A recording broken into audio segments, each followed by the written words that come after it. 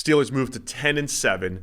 This put them in position. They needed a win to get in. They also needed some help. They got the help they needed, and the Steelers are going to be the 7 seed in the AFC with their 10-7 record. Of course, the Ravens were already clinched at number 1, so they weren't playing starters. It was Tyler Huntley getting the start there. But the Steelers, man, take care of business after almost blowing the season, right? They were the team that did not have good underlying metrics. They weren't playing all that well, but they had all the wins. And then they lost to the Cardinals and the Patriots back-to-back weeks, but they've come back these last few weeks to sneak into the playoffs. Right, then they didn't have the wins, and then everything was in free fall. Yeah, they felt like a team in trouble for a while, and they lose 2 games that they were supposed to win, and then the fields are bad as well. Now George Pickens is creating problems. Now there's talk about, do you even want Tomlin as your head coach? He's going to finally have his losing season. And then, of course, goes on a winning run, gets them all out of the way, and gets them into the playoffs. So job done, I guess, from that perspective. It was going to be easier given that they were facing the Baltimore backups. It was made more difficult by the conditions. Ugly rain. You were tweeting out Mason Rudolph's hand size, I think, weren't you? I did. Yeah. It wasn't really a factor, I don't think. I know he fumbled, but I don't think the rain was an issue for him in this game, whereas it was an issue for other people. I mean, they could barely hand the ball off in the first quarter. Yeah, the hand size thing, he's above the threshold, though. He's only above just 9. Though, right? He's like 9 1/4 or something? He's 9 in eighth. An eighth? Yes. Okay. And, the NFL always says that the 9-inch hand is the cutoff. As long as you're at 9, above 9 is better. And we actually have seen Jared Goff, who's right at 9, have trouble in the rain. Sure. He's had to famous in my head pass. I don't think anyone else remembers it, but when they played Washington a few years ago, Goff had a pass where he wasn't actually gripping it. It was actually resting on his hand, literally like a pie, and he tossed it and actually made it. They call it a pie thrower. And he actually got it there. It was beautiful. So he threw it like a pie. I figured I'd throw it out there. But Rudolph finished 18 of 20 for 152. The big play, though, and what a fascinating Steelers offense. It was their fifth 70-plus yard pass play of the season. It may have been 50-plus, but they've got 5 of those explosive plays. They have at least 3 or 4 above 70. A 71-yarder to Deontay Johnson, which put the Steelers up. And, again, in those conditions, it was really insurmountable. They put them up 14-7. They added another field goal to go up 17-7. And the Ravens were really struggling to move the ball. And when Tyler Huntley did make a few good throws, the Ravens had all the drops on their side. But it was Deontay Johnson over the middle of the field, 71-yard touchdown that ended up being the big difference in the game. The Steelers did a nice job running the ball, too. Najee Harris just kept grinding it out. 112 yards for Najee, another 33 for Jaylen Warren. I mean, last 2 weeks, their ground game has been really impressive. But the other thing is, what a difference. I mean, okay, Deontay Johnson has the big play, but the pass game didn't really do much at all. Rudolph, when he attempted 20 passes, only had 150 yards. And most of it came on that one big play to Deontay Johnson. But the other element is, George Pickens didn't get a single target in the game, let alone a catch. And he was fine with it.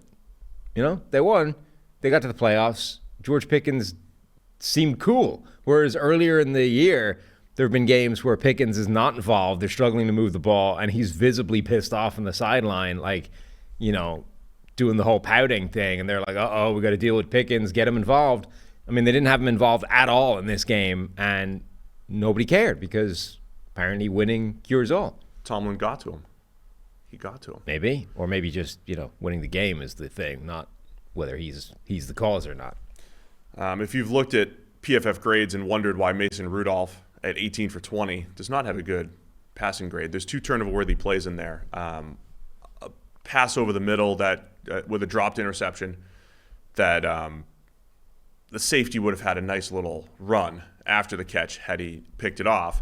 And then a fumble just before the half by Rudolph, which is kind of hilarious. He's under pressure and he just kind of throws it up, tries to throw it late, but it's a fumble. So he had a couple rough turnover-worthy plays in there. But overall, for whatever you want to say, the Steelers' offense has looked better with Mason Rudolph. I know they couldn't throw the ball, but I think that was more condition-wise. Yeah.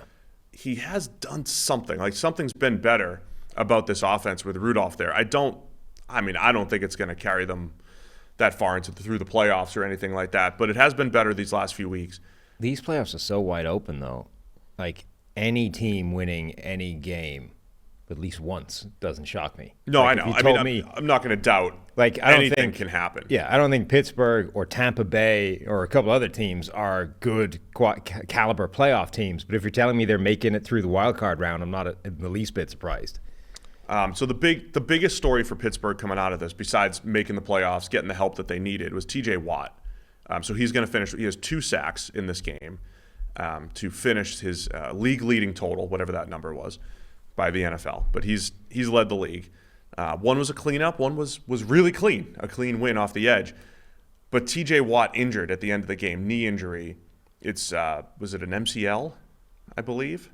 It's normally a multi-week injury that Watt has. It's not torn or anything like that, but obviously they're a different team when he's out there. They've done a nice job building the edge rushers around him with Alex Highsmith and Marcus Golden's there and Herbig's there, but man, they need TJ Watt, and I don't know if he's even able to go in a week's time when they play Buffalo. Yeah, potentially a huge loss for them. Absolutely, key signature player.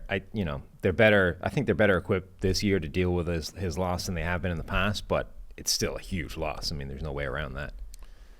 And then as for Baltimore, of course, they're going to finish the year 13-4. We know they're the number 1 seed. They're going to have a Saturday game and then 2 weeks off. I mean, they'll be as rested as possible.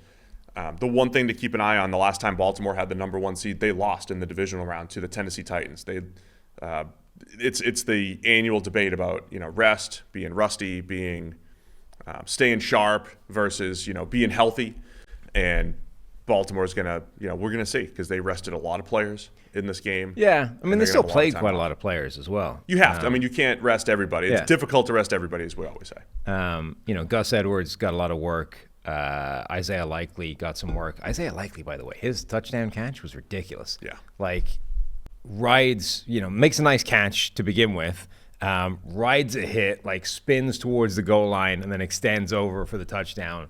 Just like 3 or 4 things in the space of like a split second to make a nice play into a touchdown. Absolutely crazy. I mean, he stepped up in a huge way post Mark Andrews injury, which has been big for them as well. Yeah, absolutely. So great regular season for the Ravens. They're the number 1 seed.